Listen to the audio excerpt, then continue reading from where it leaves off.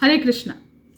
I am Radhika Pyari Devi Dasi, and today's topic for discussion is something connected to Vaishnava etiquette. Now, this video is for those people who are already part of the ISKCON movement or part of the Bhakti movement where these kind of terms are used. So, it is good for the new people who are just started coming to the temple to understand some things, why are they being used, not just follow something blindly or hear some exaggeration from other people and just follow them. So before starting the entire video, I will be taking blessings of Sri Guru and Gauranga, and from there we will be moving forward.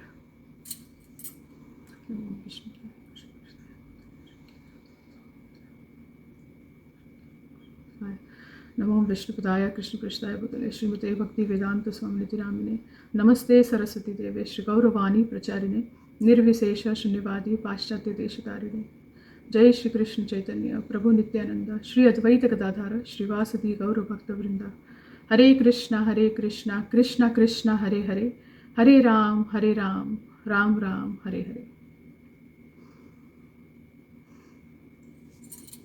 So Vaishnava topic is a very big topic, and in order to understand the entire thing, we're not going to discuss that here, but what I will be discussing is certain aspects or certain part of Vaishnava topic, Vaishnava etiquette, which are very widely used in the movement. So the first thing we have to understand, what is Vaishnava etiquette. So Vaishnava etiquette, it is described by the acharyas, by the senior, those pure devotees, that it is such a beautiful, beautiful ornament with which a devotee or an aspiring devotee, they decorate themselves. And that beautifies the individual to the perfect extent. And this Vaishnava etiquette, when it is given to someone else or when it is honored to someone else, it beautifies that person as well. And that is why this Vaishnava etiquette is a very reciprocal relationship between two devotees or between two sadhakas. So that is the main reason why these etiquettes are followed, and this comes as a part of our Vedic scriptures. Now, the main thing which the focus about it is, like, why do people in the movement or devotees in the movement call any man as Prabhu? Why do they call another woman as Mataji? Okay, so we have to understand these two terms first. Now, what does it mean to be Prabhu? Okay, Prabhu means Lord. Now, when we are addressing someone as Prabhu, we are actually seeing that person in whom the Lord resides. And that is why we consider them as our Lord and we consider ourselves as servant. So that is the prime reason why someone is called as Prabhu. Now this is just the basic term I'm starting with, then we will elaborate on that later. Now the second part of it is Mataji. So what is the meaning of the word Mataji? In basic terms, you understand Mataji means mother. So mother, when we are addressing someone Mataji, we see them as mother. Okay, when any person is addressing someone as Mataji, they see that I am calling my mother. This is my mother. So this is the basic definition to understand this Prabhu and Mataji, why it has been called. Now let's talk about the scriptural reference. Now why Prabhu, why Mataji, and how it is used in the movement, and what are the misconceptions, and everything we will discuss about it. Okay, so the first term about men talking to other women and calling them as Mataji. So in Chanakya Niti, Sri Chanakya Pandit, he states, Matravat para dareshu para dravyeshu loshtravat atmavat sarvabhuteshu yaha pashyati sa panditah. One who considers another's wife as his mother, another's possessions as a lump of dirt, and treats all other living beings as he would himself, is considered to be learned. The elaboration on this is that our scriptures, our Vedic scriptures, describes this very clearly, that man and woman, the relationship between them is like butter and fire. Now, what happens to butter when it comes close to heat? The butter melts. What happens when butter is put into a pan or hot pan? It just melts. So the man is described as butter and the woman is described as fire. Now, why this particular reference is given is because when the creation was happening, during that time, Lord Brahma, he, in one of the kalpas when he was actually creating the universe, at that time, he also manifested his own daughter in the form of deer, and the daughter's name was Vak. That's what that's referred in the Bhagavatam, that the Vak was the daughter of Brahma, which was manifested, and Lord Brahma, such an elevated being, spiritually elevated, and also such a higher position he's been given by the Lord to perform, got attracted to his own daughter and then started running behind him and to have sexual activity with her. So because of that, Lord Brahma has been condemned, and then Lord Brahma was cursed also, and then he gave up that body and then he took the other body. Okay, so now the activity, the example which happened in front of us with respect to Lord Brahma getting attracted to his own daughter actually shows that they are such elevated beings. Now, one more thing I wanted to mention is that this thing happened with the Lord Brahma was in one of the kalpas. Kalpas means, as per the Vedic text, it means a day of Brahma. So like that, one of the day of Brahma, this particular thing happened where Brahmaji was, attracted towards his own daughter. Now, after this activity happened, he actually heard that in one of the kalpas, the instructions by the Supreme Lord on the Srimad Bhagavatam, and then he became self-realized and everything.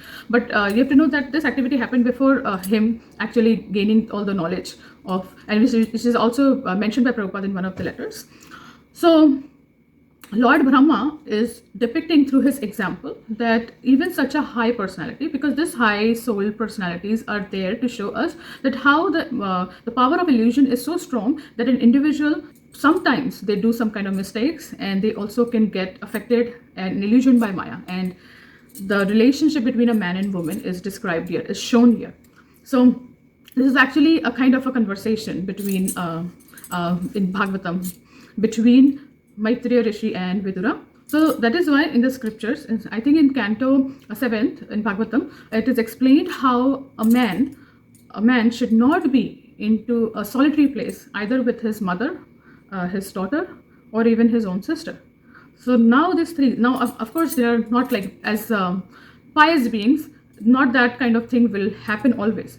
But sometimes circumstances, things, it actually, Maya is so strong, it actually affects the individual. And that is why in our Vaishnava etiquette, or the manual for following the rules and regulations by the men, it is also stated, like Srila Prabhupada mentions, that a man should always see any other woman who is not his wife as his mother.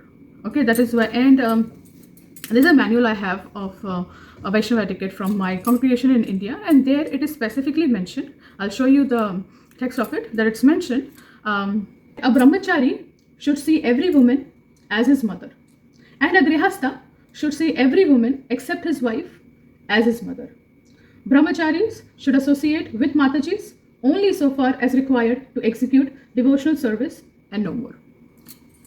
So now what here it means, if you will see the stressed, like even if you read Srila Prabhupada's letters, the purports everywhere, Srila Prabhupada is mentioning that how a man, irrespective of any other woman he is addressing, she should be seen as a mother.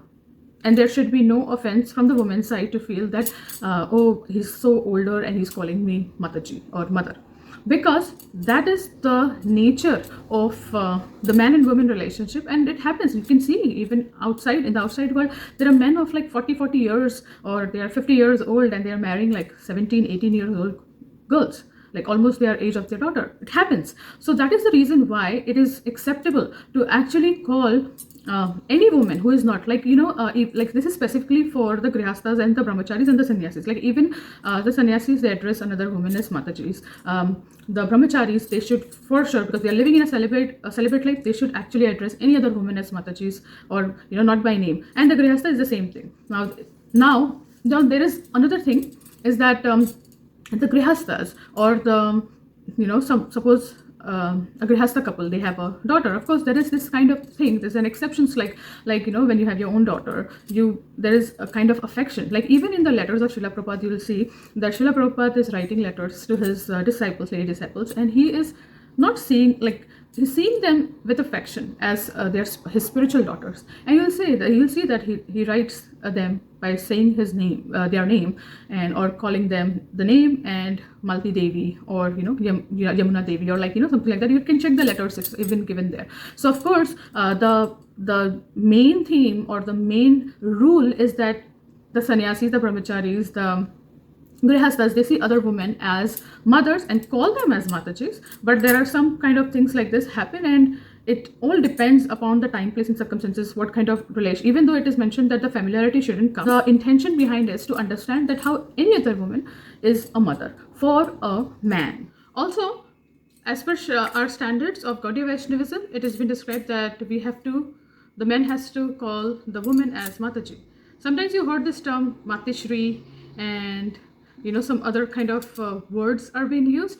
That's not actually proper, because sometimes the tone in which you call, oh mate shri, or like, you understand, you can understand very, or you can relate if you have experienced that. That's why I mentioned that Vaishnava etiquette is a very beautiful ornament. And when you start using this sarcasm or using this kind of terms which was not given by the acharyas, then it becomes ugly, completely ugly. Now the other thing is women addressing other women.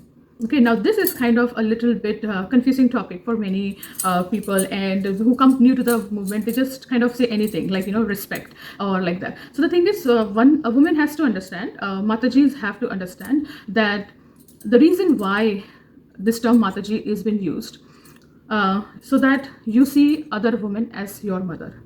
So now when I belonged to a particular congregation in India, at that time, fortunately, it used to be practiced at that time. I don't know about now, but it used to be practiced at that time very nicely. We had system of counselors, mentors, and we had grihastha counselors also, grihastha mentors also. And there would be like a division, like how one should be treating or talking to someone of their own age, or of someone who is senior, or someone who is junior, or someone who is like younger. So there was always this thing, and I never experienced like a very extreme kind of thing. There was always, like, if someone was like a kind of mother figure, call like with a lot of love, and just like call like Rashmi, or like some other lady, or so, like with name they would call, because that kind of gives the younger people, the junior people, kind of this kind of relationship that, okay, fine, I can a little bit look up to someone who is like around my mother's age, or who is around the same kind of position where I can see them, because they are older, little older, right, than us. So we actually see them like that, but they cannot see us as their mothers, because of course, like for them to see us as mother, we were not even born at that time, or if we were born, we didn't reach our puberty at that time to actually, for them to address us like that. So we have to understand the reason why this addressing of Vaishnavas is done. Now, respecting doesn't mean that it has to happen on your terms. Respecting should be done in a way which comes with logic and reasoning. Like suppose how this dealing should be happened. Okay, so suppose when you see a lady, okay, and that lady, sometimes you see that lady as your sister, okay, you like my sister, like a younger sister, so you call them by name. I have seen so many like matured devotees, very mature devotees, Prabhupada disciples also, like they, like even Yamuna Mataji, they were so much kind of elevated. Of course, we're not on that level, but they would address the other individual, irrespective of men and women, as Prabhu, because they would see the presence of Lord in the heart. Now, even some older Prabhupada disciples, and you'll see that they will, when they are coming in, like when you are in front of them, they will call you by name, because they see you as someone who is like a child, or someone who is like like a junior, or who should be sheltered. So there is this category where there is one person who needs to be sheltered, one person who is considered as an equal, and one person you see as a junior, or an elder. So now the question arises, how to address the ladies, how to address them, in what manner to address them. So don't believe into the exaggeration where people say, oh, we go to this place, we go to the dham, and oh, everyone younger, smaller are called by Matajis. Yes, they are considered as Matajis, younger, older, and all that, but by the men. And a woman should not be offended, because scripture injunction is that men, any kind of men, other than his own wife, he will call that lady as Mataji, as mother, and there should not be any offense felt. I never feel any offense. I'm like completely edited. I'm like, okay, fine, this person knows that kind of etiquette. But with respect to the woman, with whom you can actually share your things, or you have just known them and they're like, you see them a kind of an elderly figure, or they're like elder to you or around your mother's age, or you see they have grown up children, those kind of women should be very careful with respect to how they're addressing others, and also for us to address them. And I've also noticed one thing is that nowadays it has happened like that many times. Now this is the word of respect. This term Prabhu or this term Mataji is used to respect other individual. And what kind of respect? Means seeing either someone as a lord, seeing the presence of lord in them, or seeing someone as mother. So someone, you're very old, very younger, if I myself, if I hear someone calling a very, very young person as like, Mataji, I'm like, why do you even call them as like that? Because like a lady, a elder lady calling, because no, there is then that relationship of that kind of closeness doesn't happen, or relationship of person feeling that like they will not respect the younger girl as a mother, but they will want to call them as mother. So that is kind of an act of sarcasm, which I have noticed. That's my personal experience. That is an act of sarcasm, and not giving the proper like etiquette towards, like not behaving in a proper etiquette, because etiquette means to be responsible, also be responsible where the community looks beautiful, not like we are using the sarcasm game on each other. So if someone is a mentor, if someone is older, then when they are coming across younger people, they address them by name, because they don't see them, the lady doesn't see the younger person as a mother.